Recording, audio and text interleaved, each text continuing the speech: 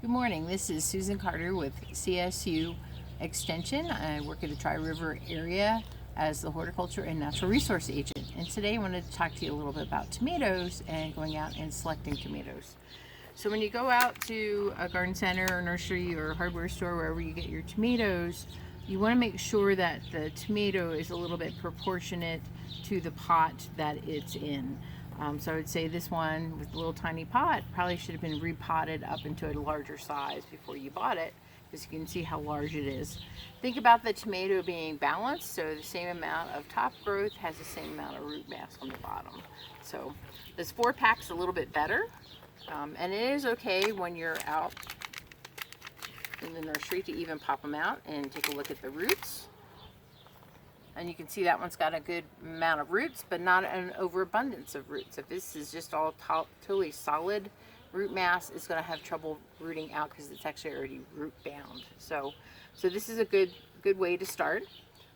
So you want to look at that. The other thing you want to look at are the varieties. And so if you're new to growing tomatoes, I would suggest maybe starting with cherry tomatoes. They're the easiest to grow, really nice to throw in salads or just pop in your mouth when you're out in the garden.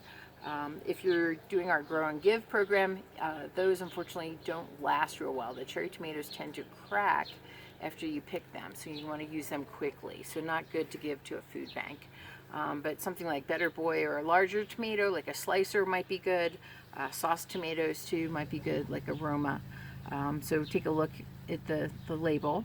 The other thing too is you have heirloom tomatoes versus traditional tomatoes. Oftentimes this tag, and this one doesn't tell me that, but sometimes they'll tell you if they're virus resistant. So if you've had tomatoes in the past and you haven't rotated where you're planting them, you want to make sure that you're getting some virus resistant varieties to put in those areas. Ideally, you don't plant the tomato in the same place 4 years running. So you'd have a four-year rotation throughout your garden of different types of plants to avoid viruses.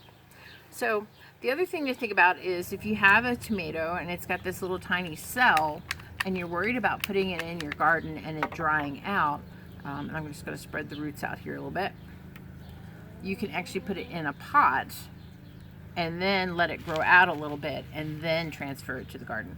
And the other thing about tomatoes is they're in the Nightshade family, along with potatoes, peppers, and eggplants.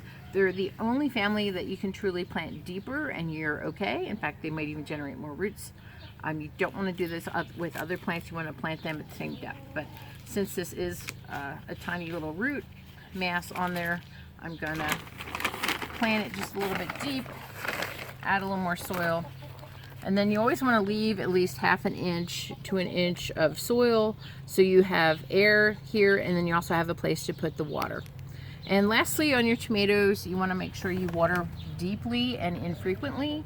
If you water every day, especially in the garden setting when they're in the garden soil, you can actually tie up the oxygen and then they have trouble pulling up calcium. You end up with things like blossom end rot. So we want to, again, try to do it infrequently and deep. Ideally, the less frequent that you can water the tomatoes and they're happy, then that's a good thing.